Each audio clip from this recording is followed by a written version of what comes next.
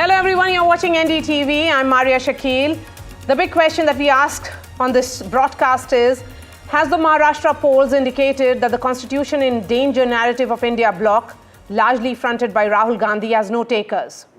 Well, going by the landslide victory of the BJP in one of India's largest states, one would say yes. After the results, the BJP, being led by the Prime Minister, has decided to go head-on challenging Rahul and the Congress on Constitution narrative.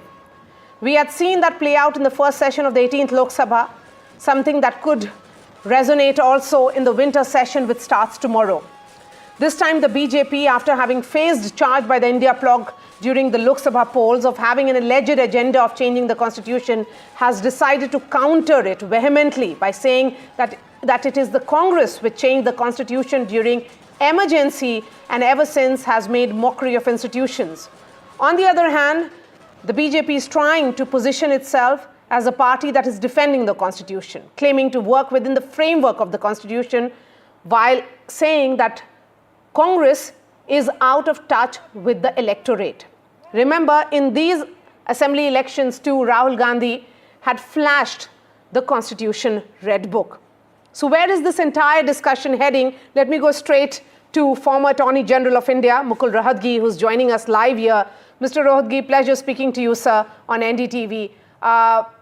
This narrative is something that's not new. It has resurfaced again. But, the Constitution of India is about people of India. It gives rights to people of India. Do you think elections are a strong enough benchmark to say that people are rejecting that narrative of Constitution in danger? Good evening, Maria. Firstly, I fail to understand what is the point of waiving the Constitution at election meetings and going on saying that the Prime Minister has not read the Constitution. I don't understand what is the point to be made out of this, as if Mr. Gandhi himself understands the Constitution. The Constitution is a complex document. It is a manifestation of the will of the people of India.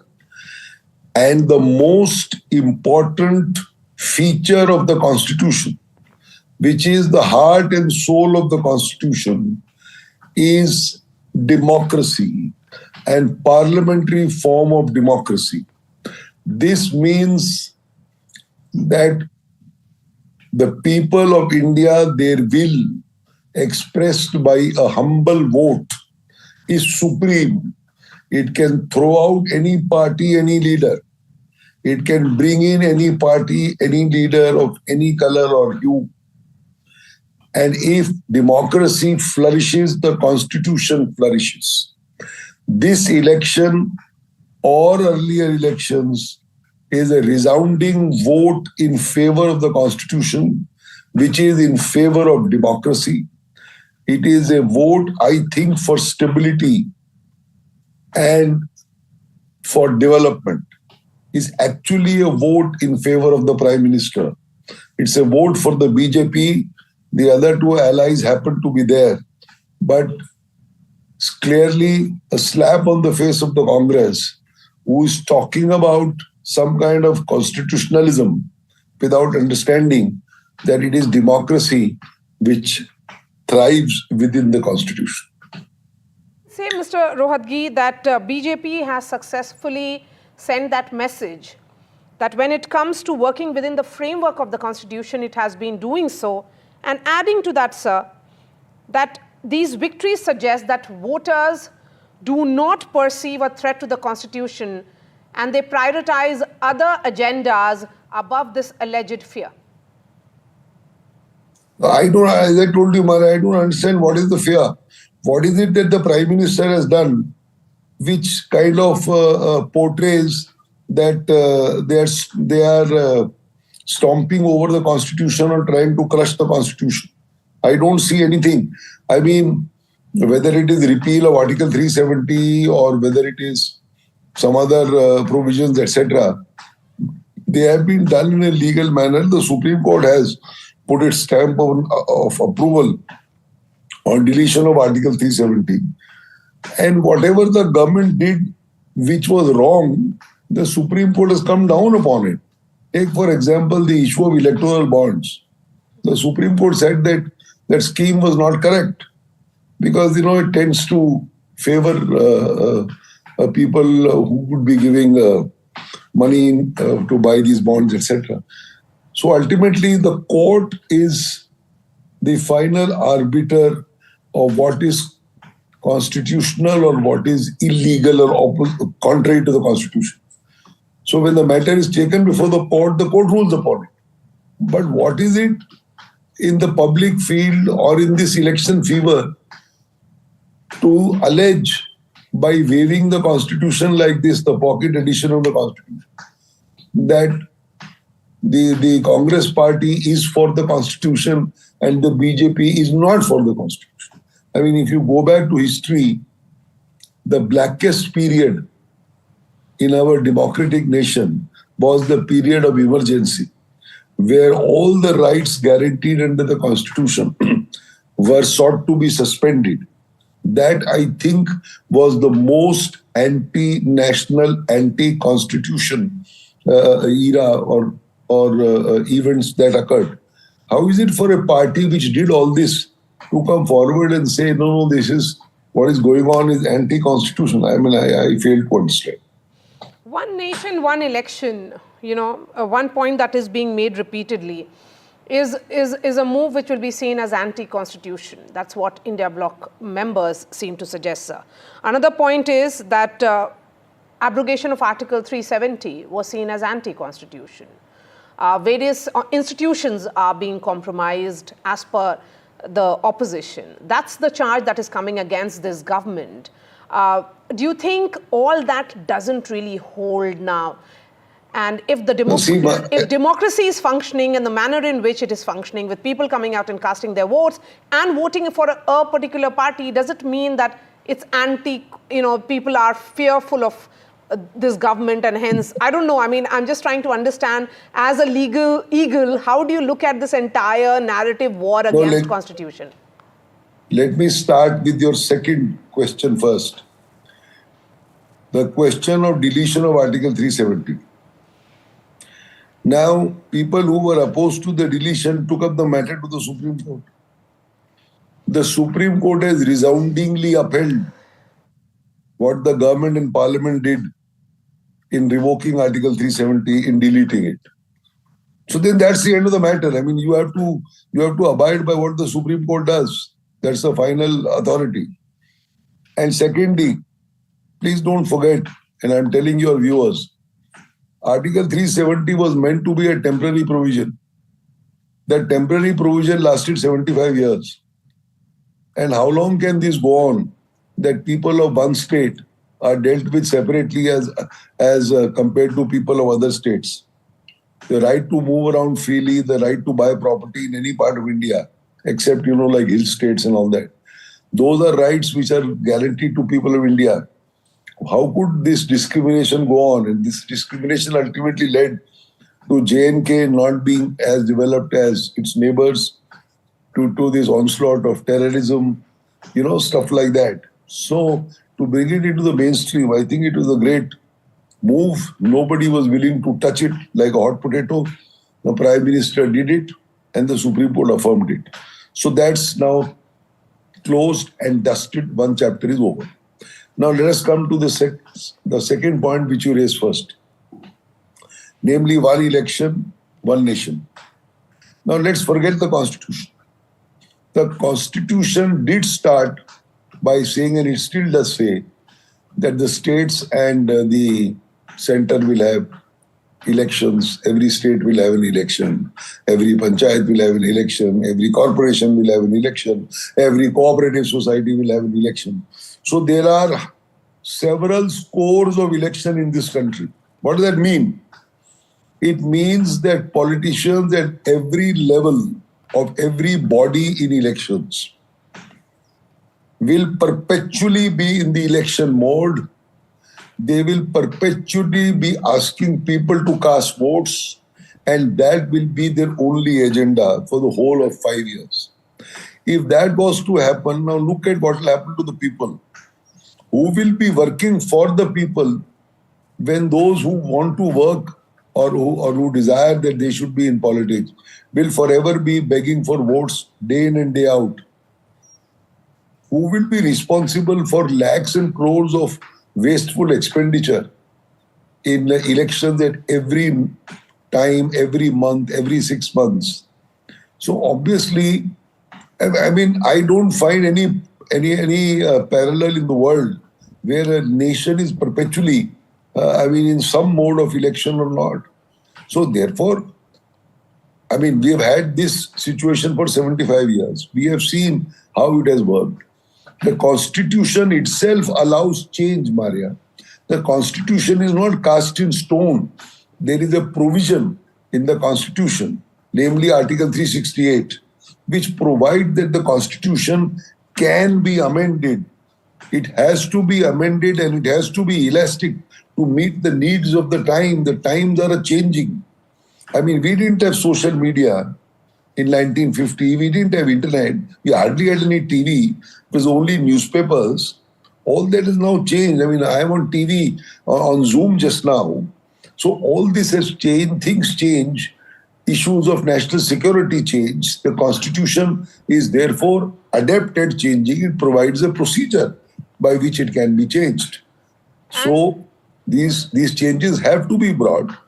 And I mean, I don't understand that fear that you're talking about. I mean, what is that fear? It's supposed to be a secret vote. If there is a tyrannical government, people can throw out a tyrannical government by casting their vote, which is secret. You look at, as I said, emergency. In 1977, Congress, which had ruled from 1950, there was nothing else on the horizon. The people got together and chucked out the Congress with a resounding majority. It brought in the Janata Party. And mind you, within 3 years, it brought back Mrs. Gandhi after she lost by a 2/3 majority.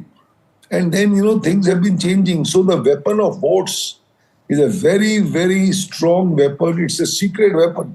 It is no less than the atom bomb. So I don't understand what is that fear.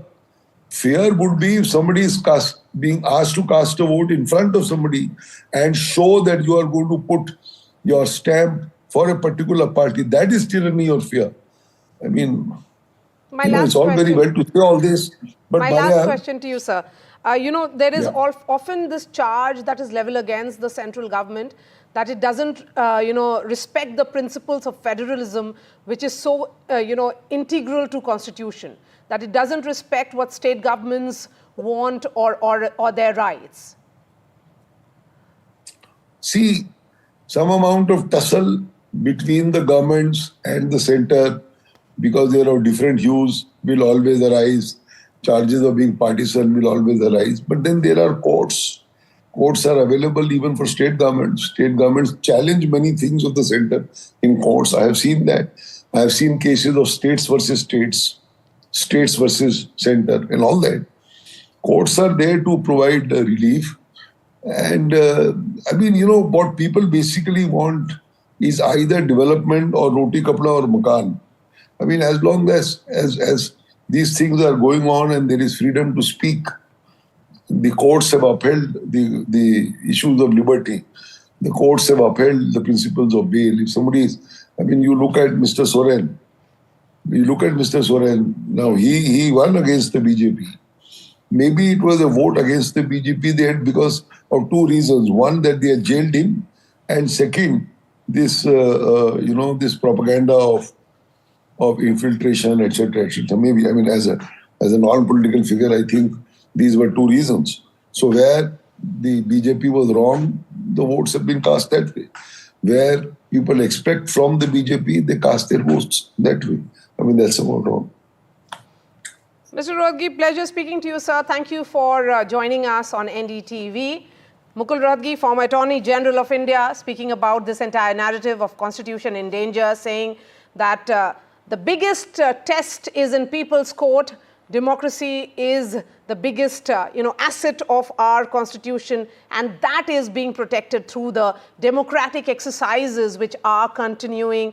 And if people can go and cast their votes, the manner in which they do here in India, is the biggest celebration of the Constitution.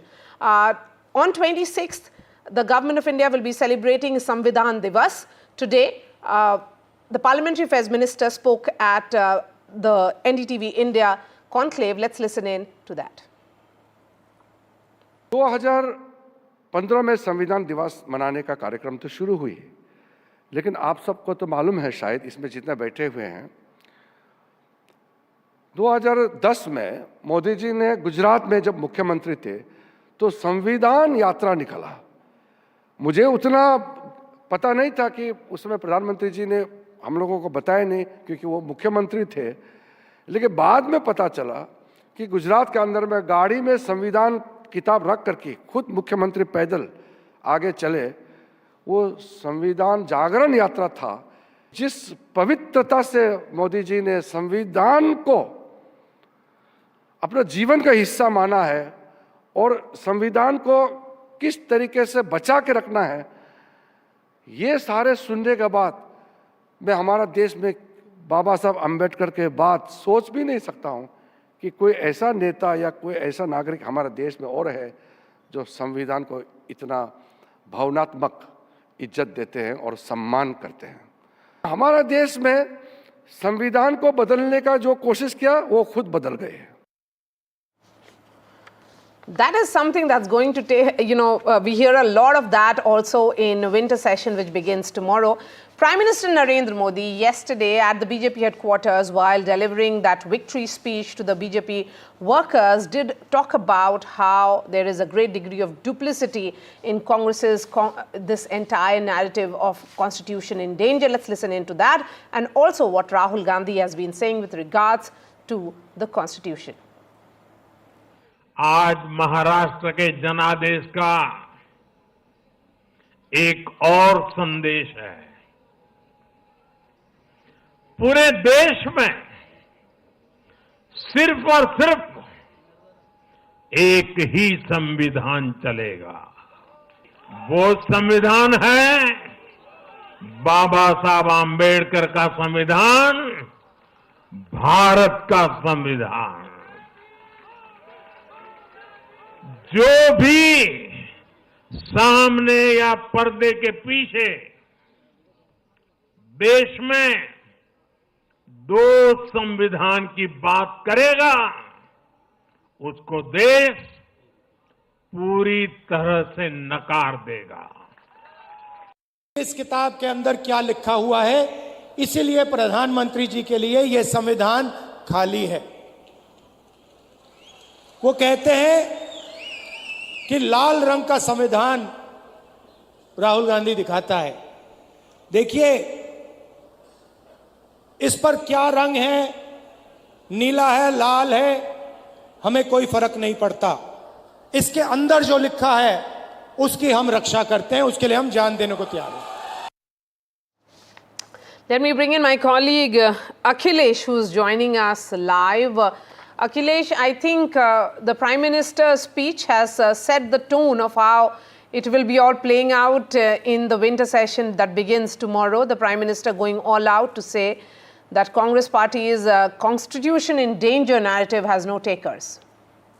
But of course, the BJP now says this because in Maharashtra, this narrative which was propagated by the Congress Party and the opposition parties during the Lok Sabha elections, now BJP believes that the people of Maharashtra have, replied to this narrative that there's no such danger to the constitution. In fact, BJP has been saying for a very long time now, since the Lok Sabha elections, that this was the fake narrative propagated by the Congress Party and the opposition parties. But interestingly, when Prime Minister Narendra Modi himself comes out and says it very clearly, after the Maharashtra results are out, where the BJP has scored not only a hat-trick, but also a very impressive victory. And that shows very clearly that how the BJP is now all out to counter this narrative that the constitution is in danger. And that is why in our conclave today, in NDTV India's conclave of constitution, various leaders, including Mr. Ravi Shankar Prasad, replied very categorically that the constitution is not in danger at all. It was a fake narrative which was propagated by the Congress Party, and the people of Maharashtra and also of Haryana have replied it very resoundingly, because in these two assembly elections, Maria, SC, ST, and OBC, they voted in favor of the BJP. It was believed that during the Lok Sabha elections, these votes had, been shifted away from the BJP. But now the BJP has been able to bring them back.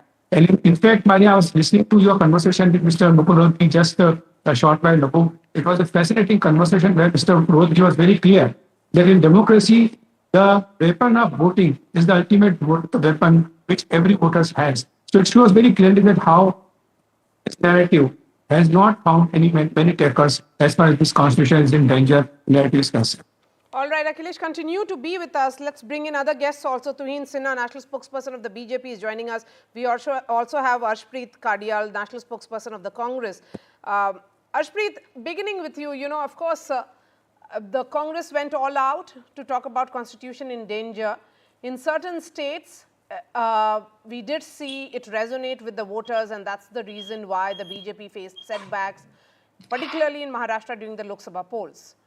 Now that the BJP is back and how in these elections, will you accept that shelf life of that narrative is done?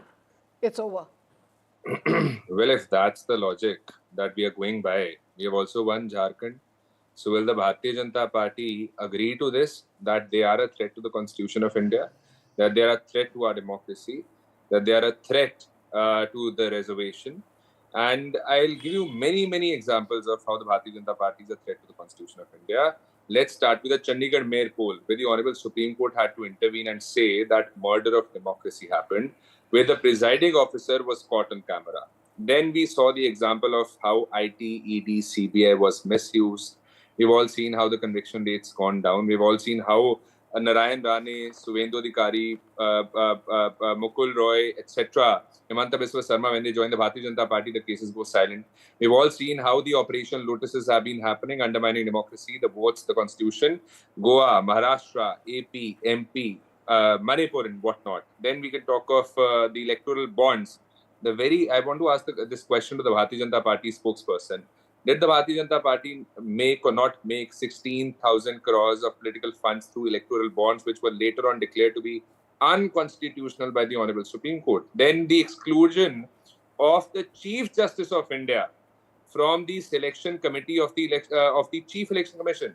I mean, the Bharatiya Janata Party, the Honorable Supreme Court said that the CJI is to be a part of the selection committee, and the Bharatiya Janata Party bypasses it, circumvents it. All right, Arshpreet, and you does made away your with point. the Let CJI. Tuhin respond to that now. Well, good evening, Maria. Good evening, everybody. In recent years, Rahul Gandhi, the way he talks, to the electorate, flashing the constitution in his hand, makes it very obvious that he knows nothing about the constitution. He talks about redistribution of wealth that is not promised in the constitution. The constitution promises equality in the eyes of law. All his chief ministers talk about, especially Revant Reddy, was brazenly talking about Muslim reservation. He has no clue that is not mentioned, that has no provision, that provision is not contained in the constitution. If I go back in history, which ideally I did not want to, they have violated Article 356 90 times. They have supposedly rigged elections in Jammu and Kashmir in 1987. One of the core reasons why, the militancy went out of hand immediately after that. So the Congress party has no locus standi to talk about the constitution. But yes, the very fact that they spread all kinds of canards, all kinds of falsehoods, attributing it to a violation of the constitutional ethos by the party amounts to the Congress party not respecting the constitution. I was hearing Mukul Rohatgi ji very, very closely, and he has given an absolute clean sheet to the government. There are cases. Have we not respected the Supreme Court verdict on the electoral bonds? We have respected it. We have not passed an ordinance like the Congress would do. Most of the times it was in government when, including in the Shah Banu case. So I think, the Congress needs to grow up. This Congress party is out of sync with reality. It does not know anything about the constitution. I think it needs to focus on real issues. And had it focused on real issues, the results may have been slightly better in Maharashtra. If I may. Yes, go ahead. Go ahead, Arshpreet. See, not a single answer to all the allegations that were leveled against the Bharatiya Janata Party. I hope the viewers can see not one rebuttal of all the things that I pointed out, 7-8 examples. Let's go to the next example. We all saw how the bulldozer politics have been happening, how houses are being bulldozed, how some people are becoming judge, jury, and executioner in themselves. Then we've also seen the remarks, batenge to katenge remark, which is unconstitutional to the very core of itself. And then we also saw the remark by the Honorable Prime Minister, which the statement which said, जिनके बच्चे ज्यादा होते हैं घुसपैठिए घुसे हुए हैं, thousands of complaints were filed with the Election Commission of India. We want to know what logical conclusion did they reach out to. Why didn't you challenge all those statements in the court then? Well, should the Bharatiya Janata Party not do the same? The gentleman No, from I'm Bharatiya just Janata asking Party you, said, what if I may, as a journalist, I want to understand, since Mara, you're if I saying that may. these Can are I just quickly unconstitutional, rebut? If I then may, take that, just those one statements to the court, and if One it is rebuttal. in the framework of what is allowed in the Election Commission, it will Answering be your allowed. question. Otherwise, it will be Answering there your will be an question. action that will be taken. I'll answer your question. First and foremost, this is not the domain of the court. This is the domain of the Election Commission of India. Absolutely. Let's have that clear. Number one. Yes, Number two. I'm aware of If that. I may. So there's no point going to the court because the court won't intervene since it's the domain of the Election Commission Yes, so of India. Election Number two. Commission should be If I sitting may, on that. Arshpreet, you know, what I'm talking specifically you would allow is me this. to complete, please. After the Lok Sabha polls, Yeah. the Congress and India bloc went to town saying that their argument has takers because the BJP could not reach the majority mark on its own. Yet they formed the government because they were at 240 plus their alliance partners. Now answering my your question is that if you are being rejected in the People's Court, and as Mr. Mukul Rohatgi said, that the biggest, messaging that comes from a constitution democracy, a democracy which is governed by the constitution, is that people exercise their right, a democratic right to cast their votes. And in this, it is secret ballot. There is no pressure or compulsion which is under which an individual functions. Answering your question, first and foremost, you talked of the Congress party being done away with. What about the Bharatiya Janata Party being done away with in Jharkhand? Number two, in Karnataka, we swept the election. In Punjab, the Bharatiya Janata Party won 0 seats. In the Lok Sabha of Punjab, 13 seats, 0 seats the Bharatiya Janata Party won. By polls again, the Bharatiya Janata Party won 0 seats. In Kerala, we all saw how Priyanka Gandhi ji won with a difference of more than 4 lakh votes. So that's one. Number two, I want to ask this question to the Bharatiya Janata Party. What possible problem could you have with the CGI being a part of the selection committee, which was supposed to choose the chief election commissioner? Tuhin, respond to that, yes. I will respond to everything. First of all, the fundamental lack of understanding of the Congress party. They raised many issues. Allow me to. Mr. Advani was the first person to have questioned the EVM. Mr. Advani was the first person to have questioned the EVM. No, because the VVPAT, there was a reason for that. The VVPAT was introduced subsequently. At that point of time, there was no VVPAT. And after the VVPAT corroboration has been introduced, we have not once questioned it. But yes, in the election that we questioned it in 2000, please allow me to answer now. Please allow me to answer. You've had your word. In 2009, the only election where we questioned, there were gross anomalies, including Mr. Chidambaram's election being challenged after many ups and downs, even in his election result.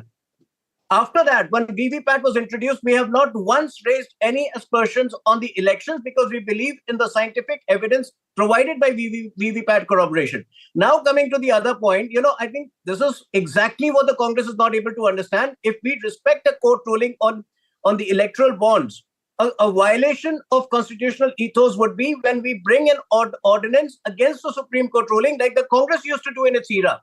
Respecting the Supreme Court verdict equally on the bulldozer politics shows that we have utmost faith in the judiciary. But yes, they will always be against bulldozers being used against criminals because Congress and Samajwadi Party, these parties have been traditionally pro-criminals. They have actually abetted crime in Hindi. Okay, before Arshpreet, you come in, I want to understand this from a political analyst in Akhilesh. Akhilesh, you heard from both the sides. This is something that is not going to die down. And many would say that this is almost like a pet subject of Rahul Gandhi. He has been pursuing it relentlessly. This gave some electoral success to the Congress party. Of course, after this setback, it's not that they are ready to give it up. I think so. I think you are right, Maria, that the Congress will continue to pursue this line of thinking that the constitution is in danger, and also because they think, especially Mr. Rahul Gandhi thinks that the promise to break the ceiling of 50% reservation will help it to get the OBC votes once again in its fold. This is what Rahul Gandhi believes, and that is why he continues to talk about the caste census. But the government sources are indicating very clearly that the census is going to begin next year is unlikely to include the caste column in the census rolls. So BJP now clearly says very clearly that the narrative which was set by the Congress party in during the Lok Sabha elections has been replied by the voters. So the Congress party continues to raise this issue. BJP believes that now people have understood that there's no such danger. And because it has come directly from the Prime Minister Narendra Modi himself, he has said it very clearly that the no power on the earth can take away the reservation. This was very categorical statement given by Prime Minister Narendra Modi. And as far as the constitution is in danger, narrative is concerned, PM Modi yesterday said it very clear that till few years back, there were two constitutions in India, but now the NDA government has made it sure that there is only one constitution. He referred it to the Jammu and Kashmir Article 370 and also said very clearly that no power on the earth can bring back the Article 370. So on this issue, I think the BJP now believes that it has clearly replied to this narrative, and that's why people have understood it. And now we have seen also, Maria, that how the BJP government in Haryana has actually implemented the Supreme Court judgment about the subcategorization of the scheduled caste category. This was the first major decision by Naib Singh Saini government, and BJP, I think, will continue to go on this path as far as the states are concerned. Ashpreet, the point that was made by the Prime Minister yesterday and reiterated right now by Akhilesh was that yes, before 2014, and the intent was, of course, of the BJP government that they wanted to do away with Article 370, which gave that special status to Jammu and Kashmir. Now there is one constitution governing the entire country. Well, number one. From Kashmir to Kanyakumari. Number one. Let's talk of Article 14, right to equality. Has the Bharatiya Janata Party subjected everyone to equality? Has the Bharatiya Janata Party's MPs, leaders subjected everyone to equality? A BJP MP in the parliament called a fellow MP a terrorist. What action was taken against him? Was that equality? Was that right to life and personal liberty? Was that freedom of speech and expression? What do we expect from the Bharatiya Janata Party when their leaders make such statements and they go scot-free? Number two, the gentleman from the BJP said that the Congress has a problem with criminals' houses being bulldozed. ADR, as per the Association of Democratic Reforms report, the Bharatiya Janata Party's leaders have the maximum amount of cases pending against them. Should all their houses be bulldozed? Is there a fault of the family members of the Bharatiya Janata Party's leaders? And would you say the same thing for them?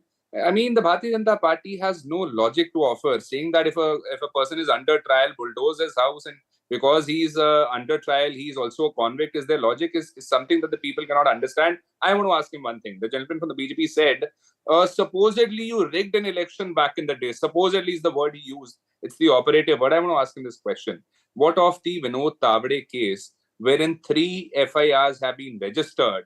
And I want to ask him, was there a video or not that circulated which supposedly showcased him distributing money? Yes or no? This is my question to him. And next is VVPAT. The gentleman from the Bharatiya Janata Party said VVPAT has come, it has corroborated everything. I want to ask him what of the counting of the VVPATs? Is the BJP in favor of counting of VVPATs or is it against it? Yeah, first for the Vinod Tavade issue, the 9 lakhs which was found from the premises where he was. It was not found from him. That and this is exactly why Rahul Gandhi and Kharge ji are facing defamation cases. If you still don't, and the number of defamation cases that Rahul Gandhi is facing across the country might be over 20, because if you don't use your words responsibly, that is what will happen. Now, there was another thing that you had asked. If you could repeat, I would be happy to answer. He spoke about VVPAT. VVPAT. When have we protested against the VVPAT? So in favor when have we protested against every constituency? In every constituency, there are a certain number of polling booths from where VVPATs are collected, and the votes are tallied. We have always been in favor of that. BJP is in favor of counting Absolutely. VVPATs? Absolutely. Post 2010, 2011, it is the Congress which has always raised aspersions instead of focusing on its own performance. The Tell me one BJP, BJP leader the spoken only on record. occasion, the only occasion where we had One raised BJP leader who has spoken on a record. concern was in 2009 because of the vast anomalies in the results, which was also later One went question. to, many of which also went to Tell court. me one BJP leader who has spoken on record that we favor, that we support the counting of VVPATs. No, what are One you BJP talking? leader's name. Have we ever cast aspersions on the EVM? Where are you taking the debate? It's not about You are the aspersions. ones It's about who content. you are the ones who we cast are in favor of aspersions on counting. EVM. You said You we are the in ones favor who of cast counting. aspersions Right. on EVM, and Tell you me are one asking BJP me to, leader who has said you are this. asking me to give Tell me a one certificate BJP to the leader who VVPAT. has said this. Have that we they are in ever favor raised of VVPAT apprehensions? Have we counting. raised Okay, raised VVPATs are not concerns on counted. EVM? What possible problem does the Bharatiya I think, Janata you know, Party have Maria, to this say is when the 30 former chief seconds problem. I'm executive giving to has you said because we it have would seen not take how, any more than of course, 24 hours to count this the issue VVPAT. is going to only play out more in the upcoming winter session.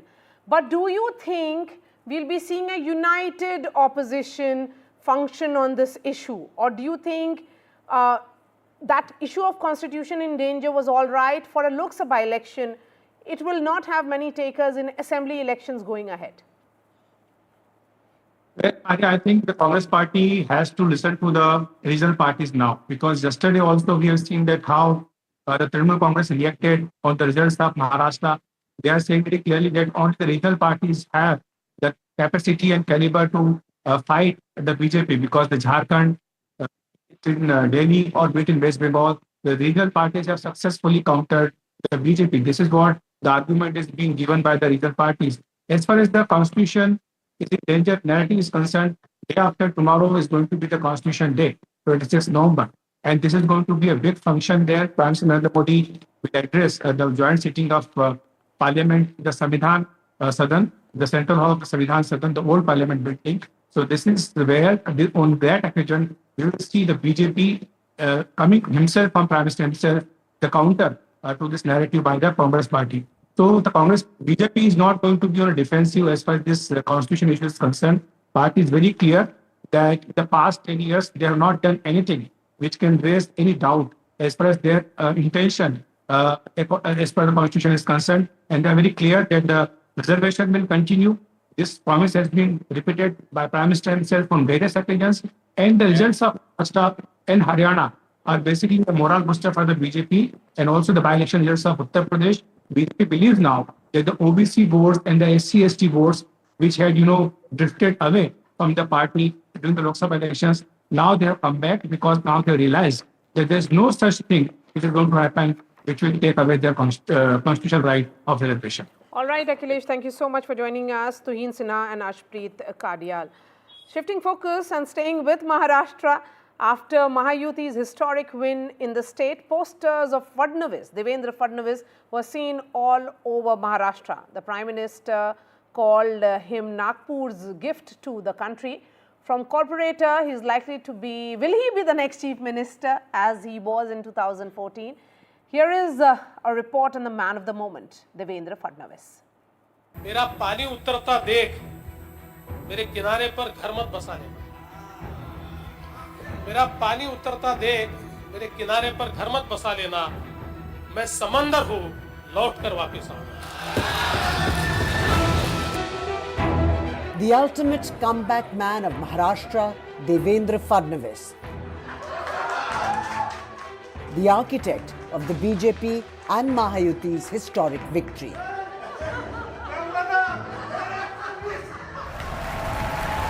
It's been a meteoric and dramatic climb up the political ladder for Devendra Fadnavis. From a corporator to becoming the youngest mayor of Nagpur to the first BJP Chief Minister of Maharashtra. And he looks all set to occupy the state's top post for the third time. He, although, maintained that the coalition will decide the next Chief Minister. CM पद के ऊपर कोई भी विवाद यहाँ नहीं होने वाला, क्योंकि पहले दिन से ये तय है कि चुनाव जब संपन्न होगा तो चुनाव के बाद तीनों पार्टियां मिलकर इसको तय करेगी। उम्मीद से ज्यादा कुछ मिला है? उम्मीद थी बहुत अच्छा होने की, बहुत अच्छे से थोड़ा और अच्छा हुआ है, बहुत खुशी है और इसके लिए कारण है हमारे भाजपा का एक एक कार्यकर्ता केडर। इसके लिए कारण है महाराष्ट्र, लाड़की बहनें जो जाग उठी, महाराष्ट्र जाग उठा और उन्होंने सोचा कि प्रगति किधर है वहीं हम जाएंगे और उधर मतदान करके उन्होंने ये रिजल्ट दिया है। In a state dominated by Maratha politics and politicians, the 54-year-old Brahmin leader with deep roots in the RSS has carved his own space. Son of Jan Sangh and later BJP leader late Gangadhar Fadnavis, whom his fellow Nagpur politician and former party chief Nitin Gadkari called his political guru, Devendra Fadnavis cut his teeth in politics at a young age when he joined ABVP in 1989. At 22, he became a corporator in the Nagpur civic body and its youngest mayor in 1997 at the age of 27. Fadnavis contested his first assembly election in 1999 and won. There was no looking back for him as he won 3 subsequent assembly elections. He currently represents Nagpur Southwest seat in the House. Unlike many leaders across the political spectrum in Maharashtra, Fadnavis has remained untainted by accusations of corruption. After Uddhav Thackeray demitted office following the large-scale desertions in the Sena, many thought that Fadnavis would become the chief minister. However, the BJP leadership had other plans, and a reluctant Fadnavis swallowed the bitter pill to become the deputy CM. मैं आधुनिक अभिमन्यु हूँ, चक्रव्यूह को भेदना जानता हूँ, हमने चक्रव्यूह को भेदा है और ये कोई मैं पहले भी कह रहा हूँ, वापस कह रहा हूँ, इस विजय में मेरा बहुत छोटा उसमें मैं समझता हूँ कि सहभाग है। एक ये हमारी जो पूरी टीम है, इस टीम ने इस विजय को लाया है। Devendra Fadnavis arose as one of the younger, more clean leaders in the BJP, but he is not universally acknowledged as everybody's leader in the BJP. Quietly, BJP leaders, I spoke to many who have become MPs, quietly they do accept that he is the only person who can keep the BJP together. In Maharashtra? In Maharashtra.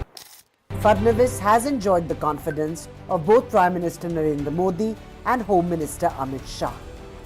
Modi ji ने जो नारा दिया था, एक है तो safe है, इस नारे को यथार्थ में लाते हुए महाराष्ट्र के सभी समाज के सभी लोगों ने एकता दिखाते हुए महाराष्ट्र में मतदान किया है और इसके कारण ये इतनी अच्छी जीत हमको मिली है।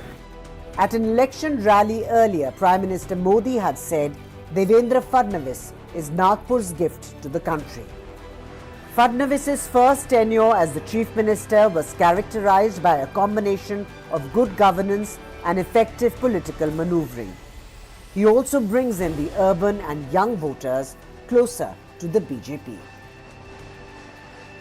As the BJP and Mahayuti celebrate their historic victory, Devendra Fadnavis stands as the man of the moment. In fact, as Mahayuti gears up for the road ahead, all eyes on Fadnavis as he is the man of comebacks in this highly complex political environment of the state. With video journalist Mahesh Halwai, this is Radhika Ramaswamy for NDTV. The other contender for the Chief Minister's post is Eknath Shinde, presently the Chief Minister of Maharashtra, and he has had a very inspirational journey. Remember, he has settled the legacy debate within the Shiv Sena as well, and for him, CM stands for Common Man Chief Minister.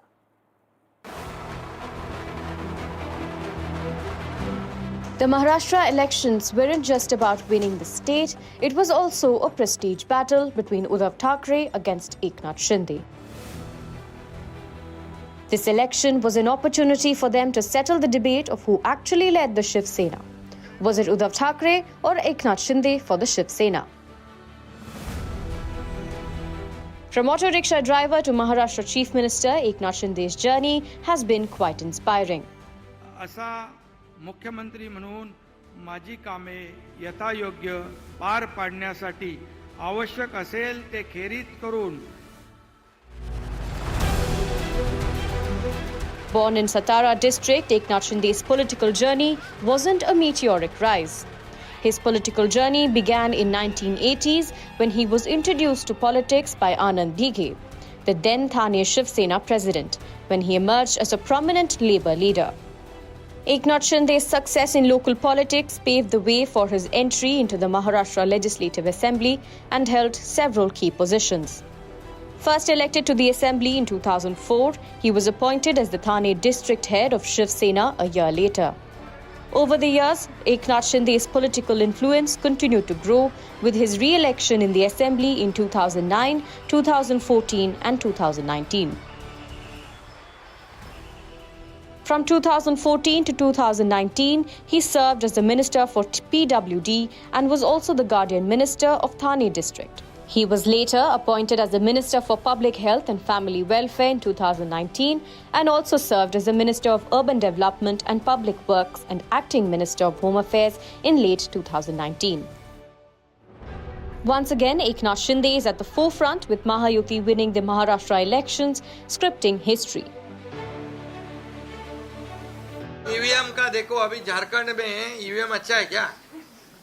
Jharkhand में, कर्नाटक में EVM अच्छा था। जब अभी वो लोग पहले जब जीतने के बाद बोलते ईवीएम अच्छा है, इलेक्शन कमिश्नर अच्छा है, वो लोग तो सुप्रीम कोर्ट तक तो उनको सलाह मशवरा देते हैं उनको। वो जो यंत्रणा उनके बाजू से, मतलब उनके फेवर में रिजल्ट आते अच्छी है। अभी तो वोटर लिस्ट पे भी उन्होंने ऑब्जेक्शन लिया था। तो जब हार जाते हैं तो बोलते ये यंत्रणा खराब है, जीतते तो बोलते अच्छा है। ऐसा कैसा है?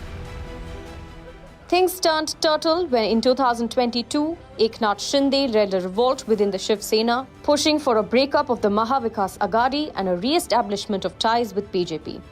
This episode had witnessed a lot of drama with allegations of horse trading and betrayal coming from the Uddhav faction. However, with the support of 40 MLAs, Shinde with top BJP leaders were successful in forming the government and the Balasaheb loyalists taken the CM's chair from the Thakere's side. Eknath Shinde was sworn in as the 20th Chief Minister of Maharashtra in June 2022 with BJP's Devendra Fadnavis as the Deputy Chief Minister. After assuming the Chief Minister's post, Eknath Shinde staked claim to the party name and symbols, feuding with Uddhav Thackeray. The matter was taken to court and the Election Commission of India recognized Shinde's faction as the official Shiv Sena. Under Eknath Shinde's leadership, the Shiv Sena managed to win only 7 seats during the 2024 Lok Sabha elections. The Uddhav Thackeray-led faction, on the other hand, won 9, hinting at a potential political renaissance ahead of the assembly elections. Now, with a massive win, Eknath Shinde and other Mahayuti leaders have credited the Ladki Bahin scheme and development work. But with BJP's stunner performance, all eyes are on what will be in store for Eknath Shinde. NDTV Bureau Report.